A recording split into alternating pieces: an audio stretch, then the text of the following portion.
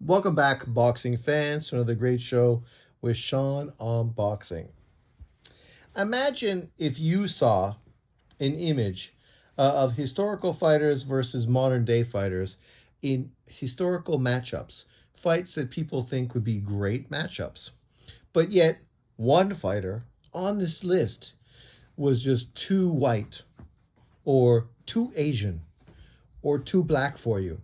And because of that, it really aggravated you because you are so anti white or anti Asian or anti black boxers.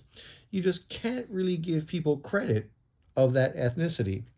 So you literally make a video hating on this one fighter, even though he's basically retired, not really relevant today, but because you hate him so much, you've made a career out of making videos trying to downplay him, criticize him, and hate on him.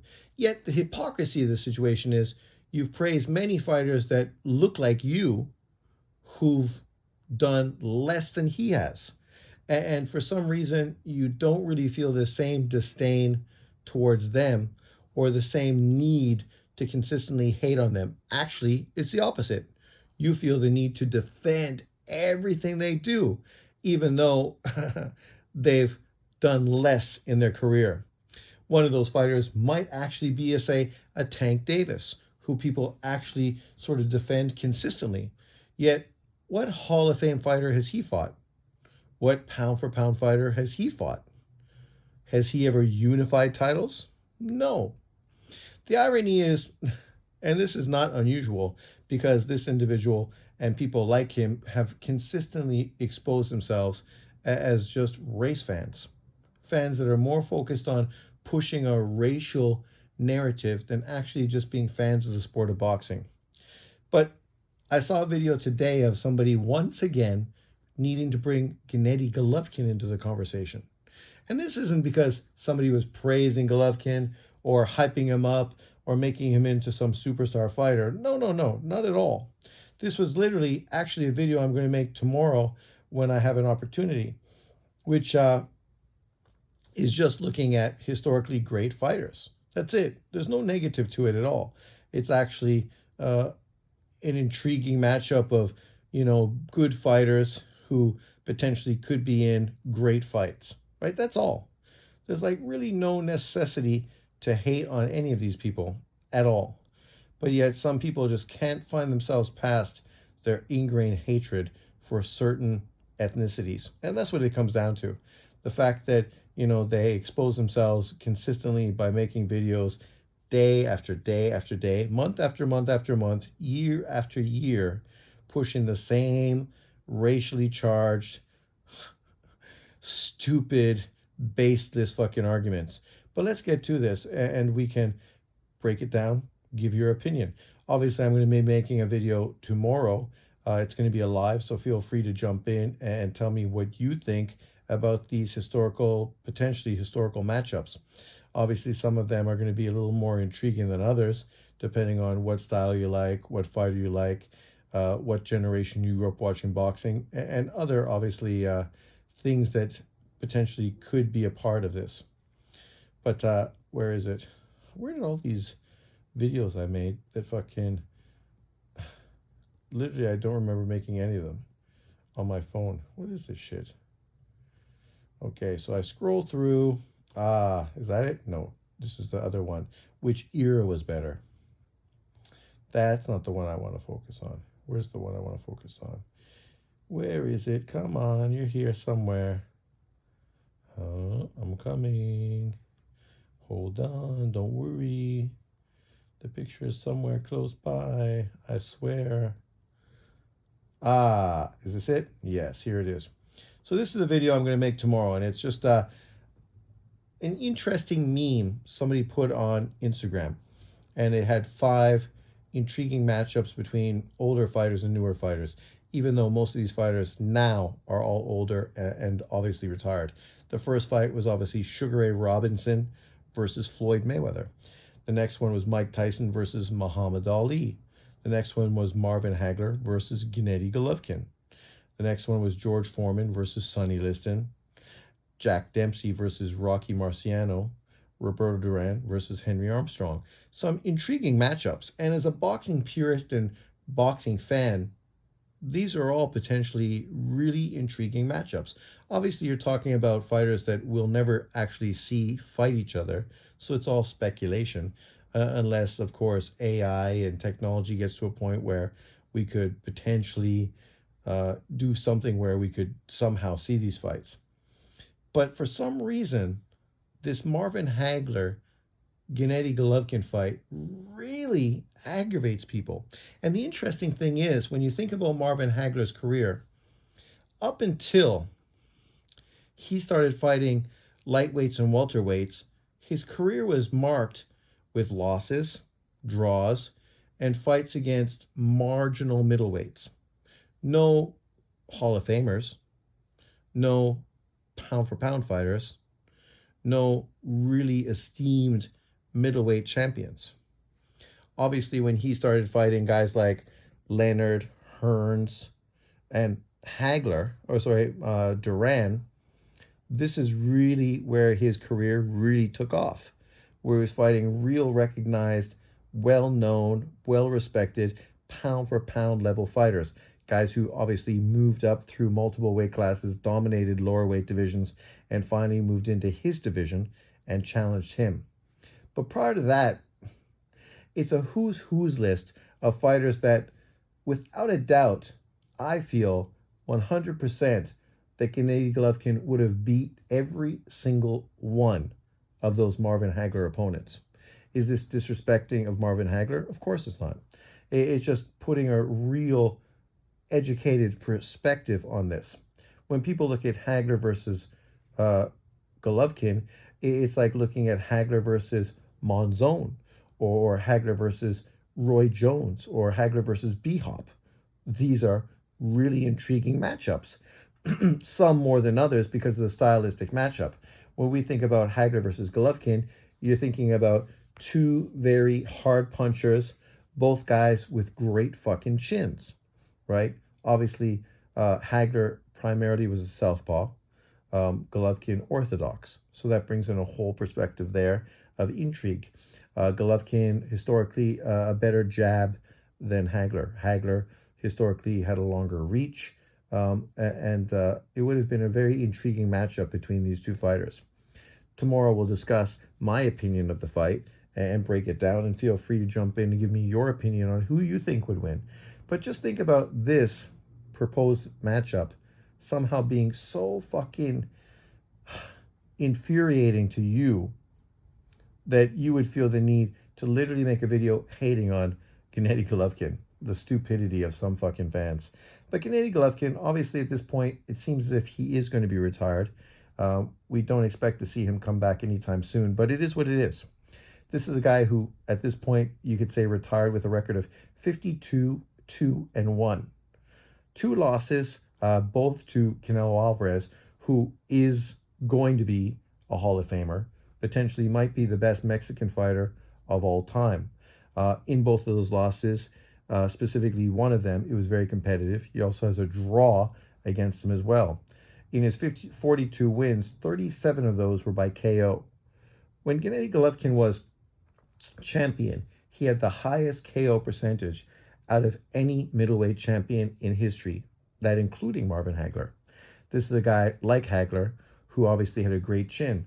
Gennady Golovkin never got dropped as an amateur, where he was a silver medal Olympian, and never got dropped as a professional.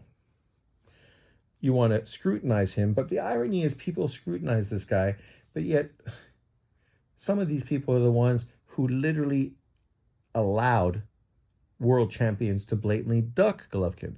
Now think about that. So not only are you now shitting on Golovkin's resume, but historically, literally you wanted fighters to duck him. Right? That's the stupidity of this whole argument.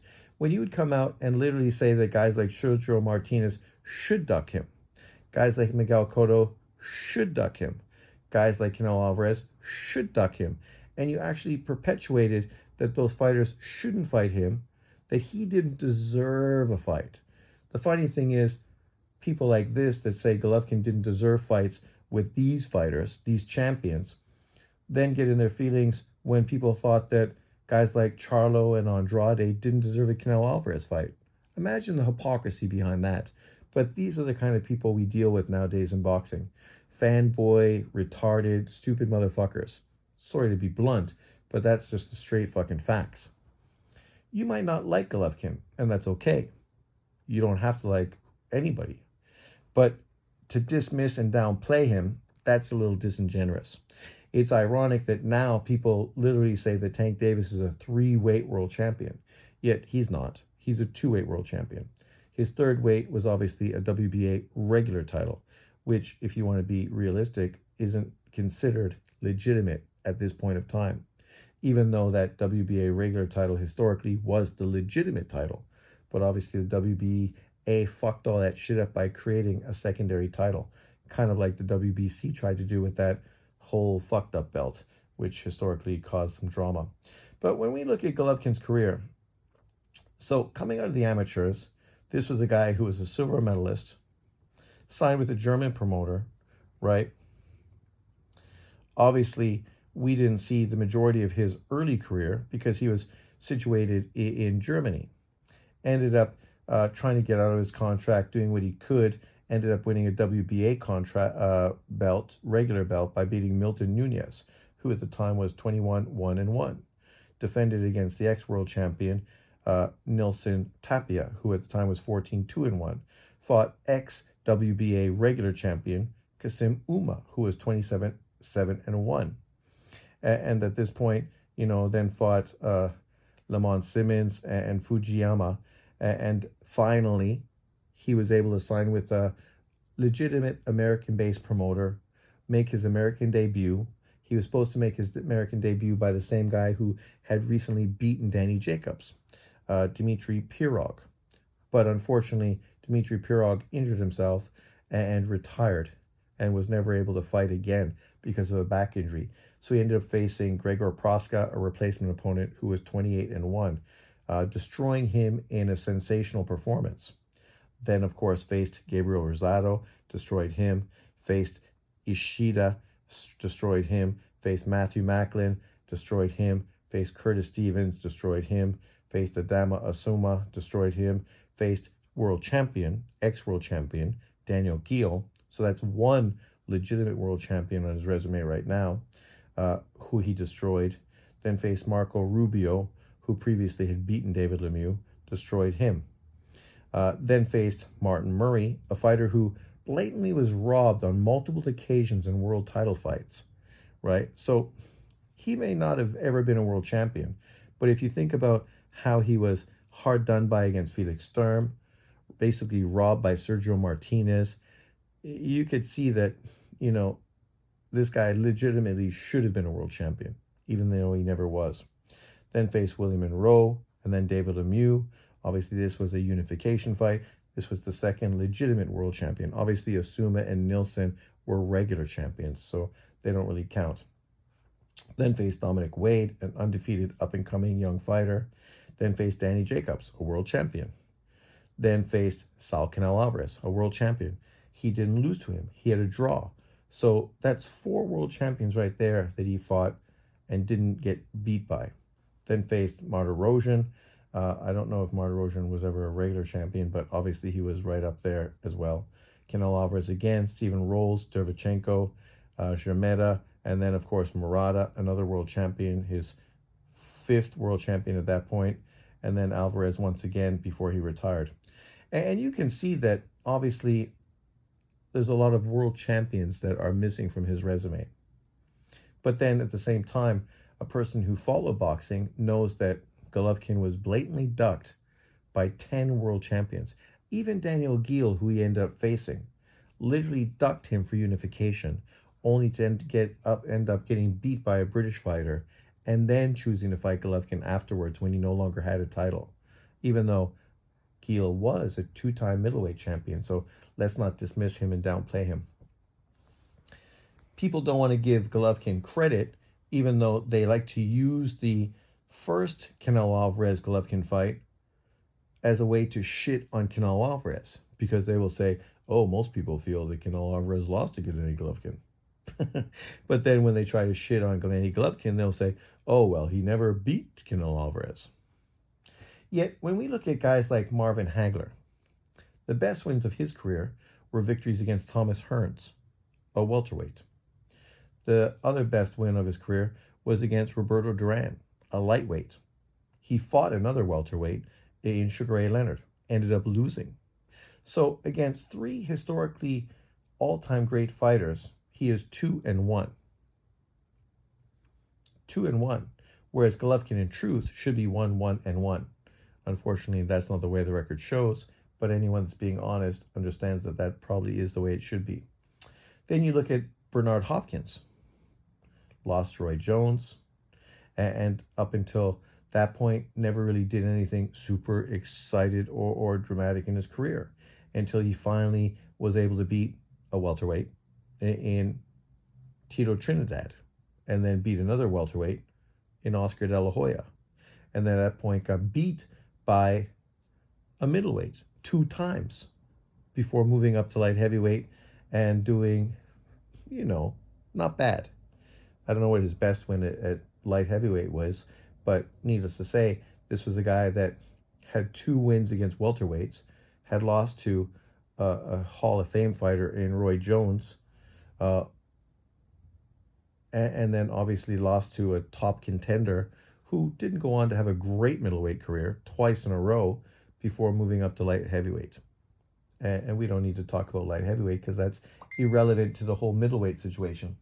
But people love to praise these 2 fighters, act as if somehow they've done something, wow, awe-inspiring.